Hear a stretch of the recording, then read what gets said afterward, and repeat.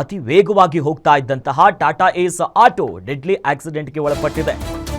ನಿಯಂತ್ರಣ ತಪ್ಪಿ ಡಿಕ್ಕಿ ಹೊಡೆದು ಪಲ್ಟಿ ಹೊಡೆದಿದೆ ಟಾಟಾ ಏಸ್.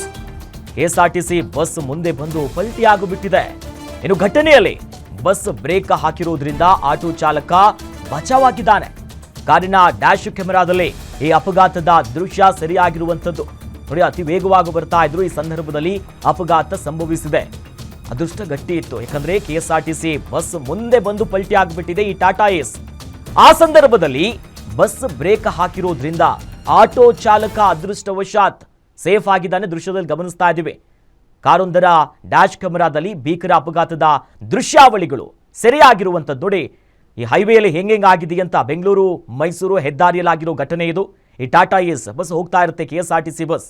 ಆ ಸಂದರ್ಭದಲ್ಲಿ ವೇಗವಾಗಿ ಹೋಗ್ತಿರುವಾಗ ನಿಯಂತ್ರಣ ತಪ್ಪಿ ಈ ಅಪಘಾತ ಆಗಿರೋದು ನೋಡಿ.